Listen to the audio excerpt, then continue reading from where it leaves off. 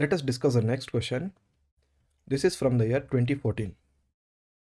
The power of the Supreme Court to decide on the disputes between the center and the states fall under its advisory jurisdiction, appellate jurisdiction, original jurisdiction, or writ jurisdiction.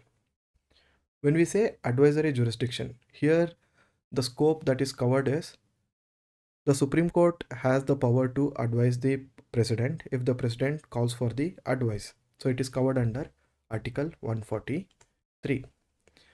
When we say appellate jurisdiction of the Supreme Court, the cases which go from the High Court to the Supreme Court, the particular case, it can be appealed and it can go to the Supreme Court from the High Court.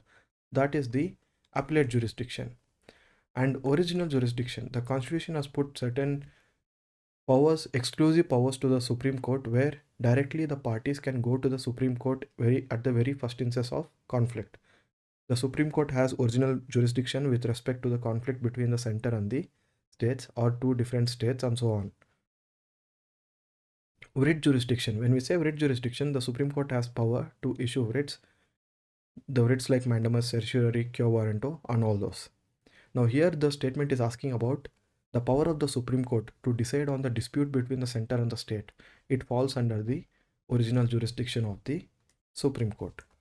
It is covered in Article 131. What is there in Article 131? It talks about the original and exclusive jurisdiction with the Supreme Court when there is dispute between a center and the state, or a state on one side and many states on the other side, center and one state on some side, or center on few states on one side and other states on the other side. Basically, if there any conflict between centers and the states, it will directly be the jurisdiction of the Supreme Court.